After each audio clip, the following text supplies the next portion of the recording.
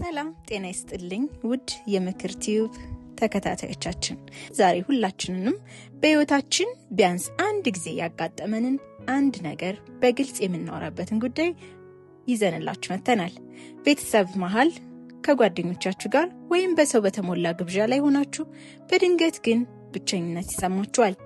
ያውቃል ወይም ለምን እንደሚሰማኝ ባላቅም ግን ብቻዬን እንደሆንኩ እየተሰማኝ ነው ብላችሁ ታውቃላችሁ? ዛሬ ለዚህ ስሜት የስነ ልቦና ምክንያቶችንና ከመንፈሳዊነት አንጻር ያለውን ትርጉም ለማየት እንሞክራለን። ስለ ልቦናዊ ምክንያቶች ለምሳሌ ሰዎች ባሉበት፣ በሰዎች ተከበን፣ በቤተሰብ ውስጥ ሆነን፣ በጓደኞች ውስጥ ሆነን ብቸኝነት እንዴት እንደሚሰማንና በአጠቃላይ ብቸኝነት እንዲሰማን የሚያደርጉ ዋና ዋና ምክንያቶች ይኖራሉ።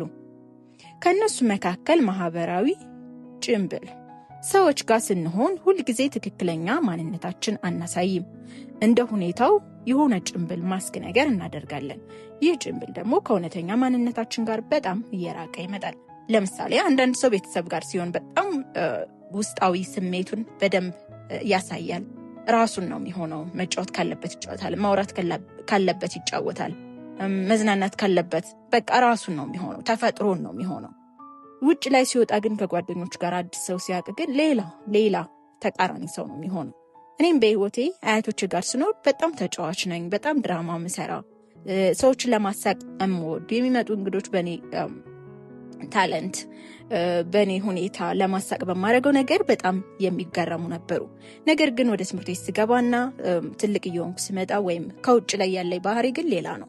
በጣም ጨዋ፣ በጣም ዝምተኛ፣ በጣም የሰው አይን የምፈራ፣ መናገር የማልወድ አይነት ሰው፣ የሰው ፊት የምፈራ አይነት ሰው ሆንኩኝ። ስለዚህ ያውን የውጭና የውስጥ ማስካርግ ያለው ቤቴ ሲሆን ፍሪ ነኝ። ያ ማለት በደንብ ከማውቀው ሰው ጋር በጣም በፍሪነት አወራለሁ፣ በነፃነት እናገራለሁ፣ ራሴን ሆናለሁ። ስለዚህ በውስጣችን ከሰዎች ጋር ያለን ግንኙነት እንደተቆረጠ ይሰማናል። ሁለተኛው ነገር ደግሞ የስሜት አለመጣጣም ነው። በውስጣችን ትልቅ ሐዘን ወይም ጭንቀት እያለ በሰዎች መሃል ስንሆን ብቻ የግድ ደስተኛ ለመምሰል እንሞክራለን። በራሳችንና በምናየው ማንነት መካከል በምናሳየው ማንነት መካከል ግን በጣም ትልቅ ርቀትን ይፈጥራል ማለት ነው።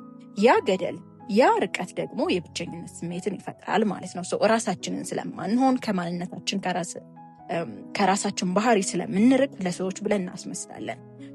ከፍቶንም ለመሳቅ እንሞክራለን፣ ሰዎችን እንዳይከፋቸው፣ ኢቭን ሰዎቹ እንዳናስደብር ማለት ነው። ሶስተኛው ነገር ደግሞ የመቀበል ፍላጎት፣ ሌሎችን ምን ይሉኛል በሚል ፍርሃት ሌሎች ምን ይሉኛል ብለን በሐሳባችን ስንደብቅና ከሰዎች ጋር ለመመሳሰል ስንሞክር ነፍሳችን ብቻዋን እንደሆነች ይሰማታል። ራሳችን ስላልሆነን ማለት ነው። ብቸኝነት እንደ እድል ኦኬ።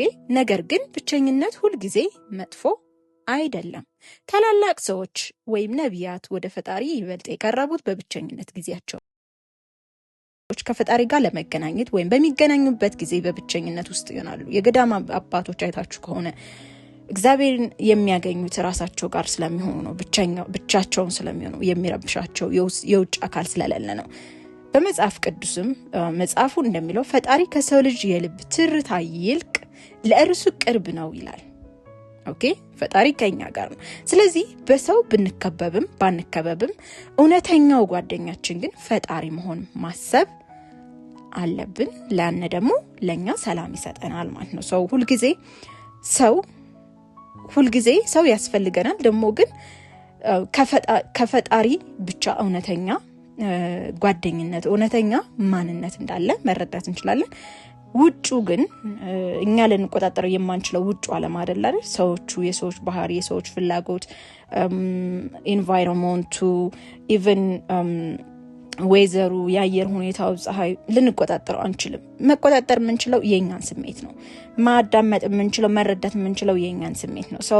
መፍትሄው ምንድነው ካልን ታዲያ እንዲህ አይነት ስሜት ሲሰማን ምን እናድርግ? ለራስህ ታማኝ መሆን፣ ለራስሽ ታማኝ መሆን። የምትወደውን ነገር ወድጄዋለሁ፣ ስሜትህን በግልጽ መናገር፣ ባትችል እንኳን ለራስህ አትዋሽ። ኦኬ፣ ብቸኝነትህን ተጠቀመው። ያ ማለት ብቸኝነት ብዙ ጊዜ እንድናድግ ከፍ የሚያደርገንን ሐሳቦች እንድናስብ እድሉን እናገኛለን። ብቸኝነት ሲሰማን ወደ ውስጥ ተመልከት፣ ወደ ውስጥሽ ተመልከቺ። ነፍሴ ምን ትፈልጋለች? ውስጤ ምን ይፈልጋል? ከፈጣሪ ጋር ያለን ግንኙነት እንዴት ነው ብለን ራሳችንን መጠየቅ አለብን ማለት ነው።